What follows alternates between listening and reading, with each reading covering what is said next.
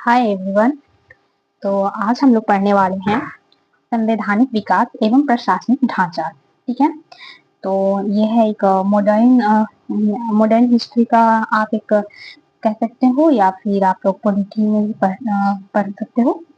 तो आज हम लोग ये पढ़ने वाले हैं। तो इसमें सबसे पहले हम लोग देखते हैं कि हमें क्या क्या पढ़ना है। तो हम इसको 3 पार्ट में बांट के पढ़ेंगे। पहले पढ़ेंगे 1773 से लेकर 1861 तक का अधिनियम। ओके। सेकेंड पार्ट में पढ़ेंगे हम लोग 1892 से लेकर 1919 तक का, और थर्ड पार्ट में पढ़ेंगे 1935 का अधिनियम। ओके। और उसके बाद इसमें हम लोग क्या क्या पढ़ने वाले हैं, प्रशासनिक ढांचा के बारे में पढ़ने वाले हैं, जिसमें आता है सिविल सेवा, पुलिस, सेना एंड न्यायपालिका। ओके। तो सबसे पहले हम लोग स्टार्ट करते हैं प्रथम चरण, यानी कि जो हो गया 1773 से लेकर 1861 तक का अधिनियम। ठीक है। तो इसमें हम लोग स्टार्ट करते हैं 1773 का रेगुलेटिंग एक्ट। ठीक है। तो सबसे पहले हम लोग देखते हैं कि ये जो 1773 का रेगुलेटिंग एक्ट था वो था क्या। तो ब्रिटिश सरकार के द्वारा कंपनी को व्यापार करने के लिए चार्टर दिया गया था, लेकिन 1772 ईस्वी में कंपनी ने बंगाल पर प्रत्यक्ष शासन प्रारंभ किया और कंपनी क्षेत्रीय शक्ति बन गई थी। अतः चार्टर में संशोधन की मांग की जा रही थी। मतलब क्या हुआ ना कि ये कंपनी कहने का मतलब हो गया कि जो ब्रिटिश ईस्ट इंडिया कंपनी थी, जो भारत में व्यापार करने के लिए आई थी, उसको है ना वहाँ की जो ब्रिटिश सरकार जो थी वो कंपनी को कुछ चार्टर दी हुई थी, मतलब कि आप वहां जाकर व्यापार करोगे। ठीक है। ऐसा करके कुछ नियम थे। उस नियम के आधार पे यहाँ पे वो लोग आए हुए थे, जो कंपनी थी। ठीक है। लेकिन यह क्या हुआ ना, आगे चलकर जो ब्रिटिश ईस्ट इंडिया कंपनी थी वो यहाँ पर बंगाल पर प्रत्यक्ष रूप से शासन प्रारंभ कर दी। ठीक है। तो उसके बाद जो ब्रिटिश सरकार थी उन लोगों पे रेगुलेटिंग एक्ट में सुधार करने के लिए वहां के लोग द्वारा मांग किया जा रहा था कि वहां तो व्यापार करने के लिए भेजा गया था, लेकिन ये लोग शासन कर रहे हैं, तो जो उनका चार्टर है उनमें कुछ संशोधन किया जाए, परिवर्तन किया जाए। ठीक है। भारत में कंपनी के अधिकारी एवं कर्मचारी सही एवं गलत तरीके से बड़ी मात्रा में धन अर्जित कर रहे थे, और ब्रिटिश समाज के अलग अलग वर्गों के द्वारा कंपनी पर नियंत्रण की मांग की जा रही थी।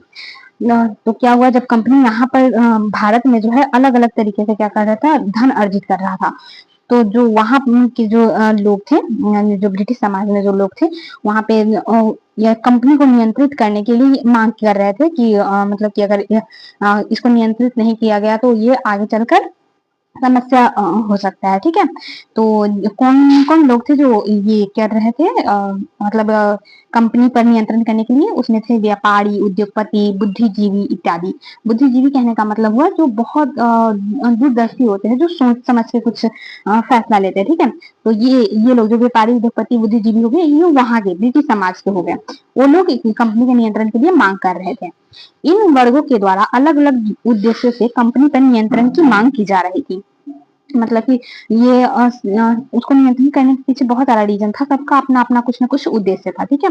जैसे बुद्धिजीवी ब्रिटिश समाज में कंपनी के बढ़ते प्रभाव से चिंतित थे। मतलब कि बुद्धिजीवी जो थे उन्हें चिंता हो रही थी कि जो एक समय कहीं ऐसा ना आए कि जो वहां पे नियंत्रण करते करते जो कंपनी है उसका वर्चस्व यहाँ भी हो जाए, यानी ब्रिटेन में हो जाए। व्यापारी भारतीय व्यापार में भागीदार बनना चाहते थे इत्यादि। उसके बाद ब्रिटिश ईस्ट इंडिया कंपनी के अलावा बहुत सारे व्यापारी थे, तो वो लोग सोच रहे थे कि ये आगे बढ़ रहा है, हमें भी ये भागीदार बनाया जाए, हमें भी पार्टिसिपेट करना है। ठीक है। इस सब वजह से हाँ, ये रेगुलेटिंग एक्ट में संशोधन करने का मांग किया जा रहा था। ठीक है। अब आगे देखते हैं। कंपनी आर्थिक संकट के दौर से गुजर रही थी, इसके बावजूद उसने ब्रिटिश शेयर होल्डरों के लिए लाभांश की घोषणा की, साथ ही सरकार से कर की भी मांग की। उसके बाद क्या हुआ कि जो कंपनी थी, जो ब्रिटिश ईस्ट इंडिया कंपनी थी, वो लोग आर्थिक संकट से गुजर रहे थे, लेकिन जो ब्रिटिश शेयर होल्डर थे उसके लिए उन्होंने घोषणा किया कि हम उन्हें लाभांश देंगे। ठीक है। उसके बाद वो सरकार से, जो ब्रिटिश सरकार से, उससे कर्ज की भी मांग की। ठीक है। तो ये जो 1773 का जो रेगुलेटिंग एक्ट था उसमें क्या क्या प्रावधान किया गया, तो ये ऐसे हैं। पहला प्रावधान किया गया कि जो कंपनी के जो डायरेक्टर हैं प्रति वर्ष भारतीय शासन के संदर्भ में ब्रिटिश वित्त एवं विदेश मंत्री को रिपोर्ट प्रस्तुत करेंगे। मतलब कंपनी का जो डायरेक्टर है वो खुद ही जाकर ब्रिटिश सरकार को बताएगा कि मतलब यह जो भी वित्त का हो गया, जो भी काम कर रहे हैं यहाँ पे भारत में, उस सब का जो रिपोर्ट है वो ब्रिटिश सरकार को देंगे। ठीक है। खुद ही, सरकार नहीं मांगेगी, उन्हें खुद जाकर देना पड़ेगा।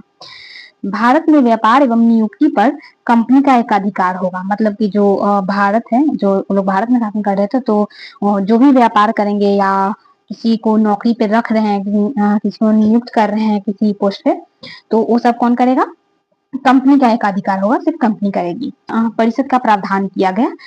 तो एक हो गया, एक था जो गवर्नर जनरल था और 4 अन्य सदस्य थे। ठीक है, तो यहाँ पर जो भारत में वो लोग जो शासन कर रहे हैं, उसके लिए वो लोग ये किए थे कि एक गवर्नर जनरल होगा और उनके साथ साथ 4 अलग मेंबर होंगे, यानी कि 4 सदस्य परिषद का प्रावधान किया गया।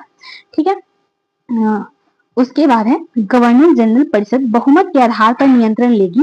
मत बराबर होने पर गवर्नर जनरल को निर्णायक मत का भी एक अधिकार हो गया, एक अधिकार दिया गया था। मतलब कि जैसे कि हो गया कि जो गवर्नर जनरल परिषद था, जो 4 सदस्य था, उसमें बहुमत के आधार पर, जैसे कि हो गया किसी कोई 3 लोग एक साइड है और एक साइड है, तो ऐसी स्थिति में गवर्नर जनरल जैसे कि गवर्नर जनरल था ना, कि जैसे कि अगर बराबर मत हो गया, जैसे 4 सदस्य हैं तो दो दो के में बट गया, तो जो गवर्नर जनरल होगा उसको किसी एक की तरफ से करने का अधिकार होगा, निर्णायक मत का अधिकार होगा। ठीक है, और जो भी निर्णय लिया जाएगा वो बहुमत के आधार पर लिया जाएगा, यानी कि 3 मेंबर होगा और एक में 2 मेंबर होगा, तो 3 मेंबर की बात मानी जाएगी। ठीक है, गवर्नर जनरल परिषद को कुछ मामलों में बॉम्बे एवं मद्रास पर अधीक्षण का अधिकार दिया गया था।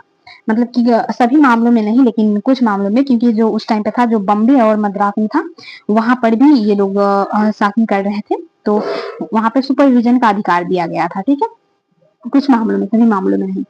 कंपनी के कर्मचारी उपहार एवं रिश्वत नहीं लेंगे, ऐसा बस लिखा गया था उस रेगुलेटिंग एक्ट में संशोधन करके, जो भी कंपनी का जो भी कर्मचारी है जो काम कर रहे हैं, वो किसी से उपहार या फिर रिश्वत नहीं लेंगे। लेकिन रियल में ऐसा वो लोग करते नहीं थे, वो सब लोग रिश्वत लेते थे। उपहार का मतलब हो गया कि मतलब कि हम आपका कुछ काम कर रहे हैं तो आप हमको कुछ दीजिए उपहार के रूप में, ऐसा टाइप का। ठीक है, बस ये सब कॉपी में लिखा हुआ था अधिनियम में, लेकिन ऐसा कोई फॉलो नहीं करता था। कलकत्ता के लिए उच्चतम न्यायालय के गठन का प्रावधान किया गया। हाँ, ये जो 1773 का जो रेगुलेटिंग एक्ट था, इसी में उच्चतम न्यायालय के गठन के लिए प्रावधान किया गया था कि उच्चतम न्यायालय का गठन किया जाएगा। ठीक है, तो ये था हमारा 1773 का रेगुलेटिंग एक्ट, जिसमें कि हम लोग ने देखा था कि इसमें जो 1773 का रेगुलेटिंग एक्ट आया था, वो क्यों आया था? क्योंकि जो ये जो कंपनी थी, उसका प्रभाव जो है बढ़ता जा रहा था धीरे धीरे यहाँ पर। तो जो वहाँ के जो ब्रिटेन के जो रहने वाले लोग थे, जैसे व्यापारी हो गए, बुद्धिजीवी हो गए, ये लोग ये कंपनी को नियंत्रित करने के लिए मांग कर रहे थे, तो इसके लिए संशोधन किया गया।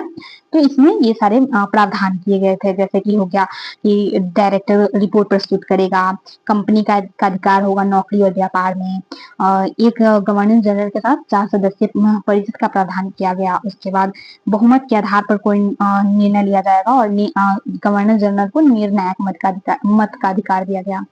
उसके बाद बॉम्बे एवं मद्रास के कुछ मामलों में सुपरविजन का भी अधिकार दिया गया।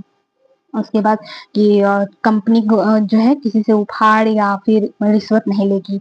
और इसमें ये सबसे ज्यादा इम्पोर्टेंट है कि कलकत्ता के लिए उच्चतम न्यायालय का गठन किया गया।